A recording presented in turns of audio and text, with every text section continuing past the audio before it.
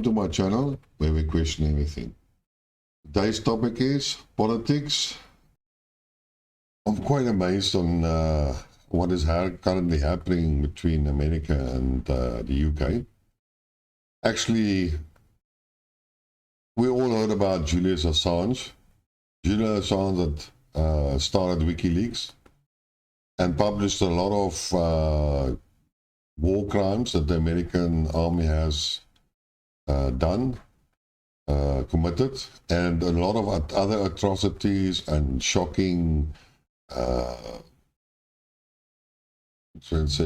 embarrassing information where the US government and the British government and several other governments, even the Russians and so on, have done some stuff that they shouldn't have done, and then it was exposed in WikiLeaks and so on. So WikiLeaks and Julian Assange, as the founder and the main editor, played a huge role. And if you consider that a lot of other information that WikiLeaks and he has published, Julian Assange was basically arrested and wanted on a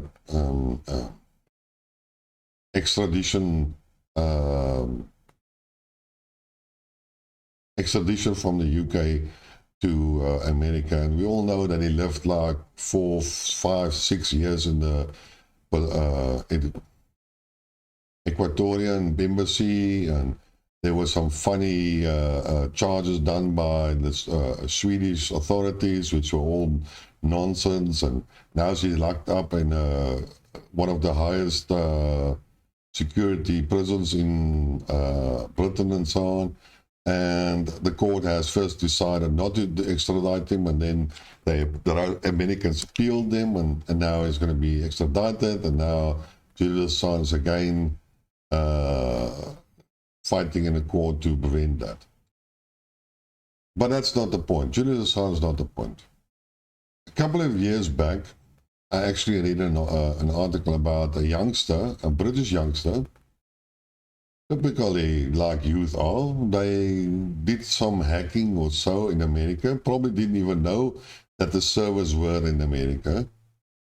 In any case, the Americans realized that, and then told UK authorities to arrest this youngster, very young, probably about 19 years old, maybe even earlier, I'm not totally sure.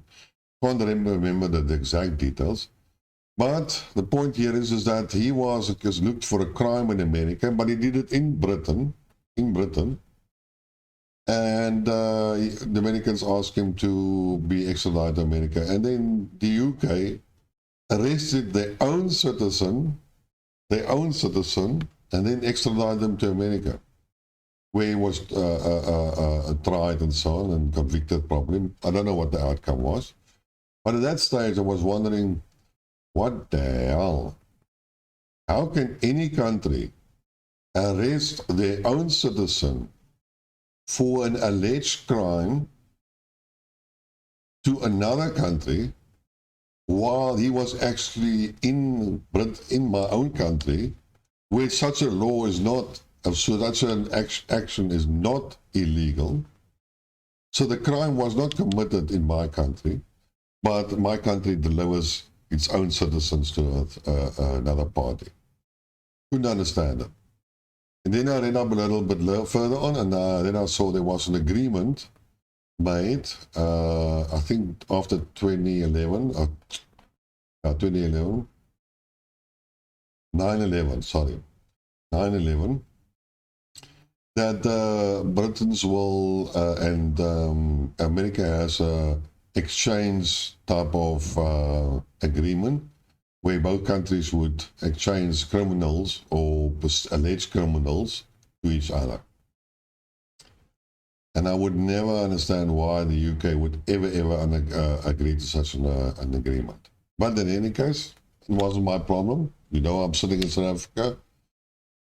No skin in the game.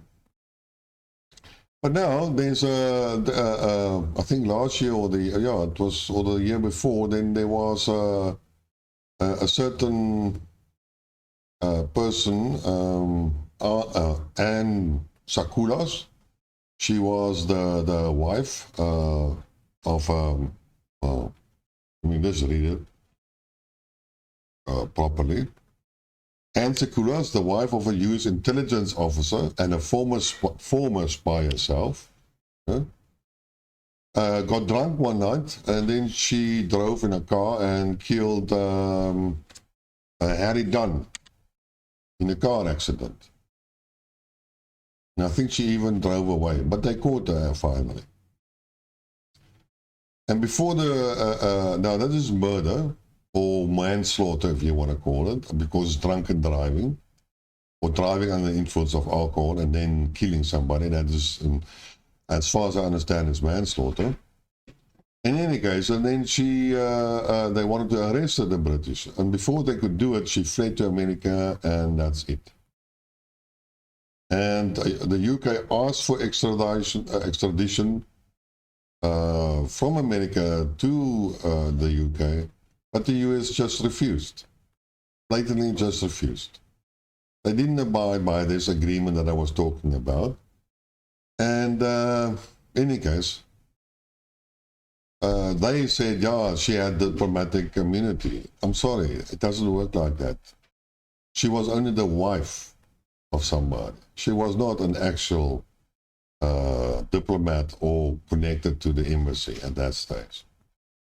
So she was a civilian. And even that, common sense would say that if you drive under the influence of alcohol and kill and break a law, then diplomatic immunity shouldn't actually be a valid excuse. So in any case, so any absentia, can you believe it? The UK found her guilty and gave her an 8-month suspended sentence in absentia. 8 months suspended sentence. On the conviction of causing death by dangerous driving. So firstly, she gets this light sentences, which is suspended. She doesn't even have to go to jail. And then she only gets 8 months of that for the life of Harry Dunn. So doesn't it tell you something about the legal system of the UK? If you compare that to Julius Assange, who is accused of spying or breaking confidential, he's not a terrorist, he's a traitor, I don't know, based on a law of, I don't know, 1870 or 1917 or something like that, a very, very old law that's not really applicable. But he made information available in a foreign land. He never stole any confidential documents. It was given to him by whistleblowers. And he's a journalist like any other journalist in a newspaper. And all the other newspapers published that information. And basically, he's now already probably 9 years in confinement total, or hiding and so on. So he hasn't got any freedom for the last 9 years. And he's still being locked up, and he still faces another how many years in prison for what? And then this woman takes a life under the influence of alcohol, and she gets an 8-month suspended sentence. But worse, that there is an agreement between two countries, and the one country just refuses to honor their agreement by handing that person over. But then on the other hand is, where has America ever honored their agreements? Anybody that believes that a piece of paper will protect you from American wishes or demands is naive. It's not going to happen. There was again some people. What was the guy's name? Where was he captured? Oh yeah, the Lockerbie bomber. So alleged Lockerbie bomber manufacturer was abducted from a country by Americans. Abducted, renditioned to America. Now he has to serve. He's going to court and be but there's no evidence against him. The CIA already has, in any case, rejected it.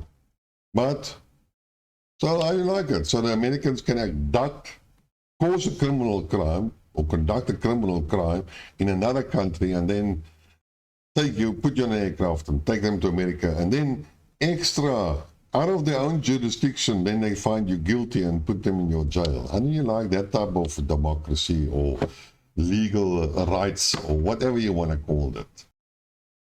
Any case, I thought that would be a little bit interesting. So if you like what you heard, subscribe, tell your friend, spread the word, and until next time, cheers.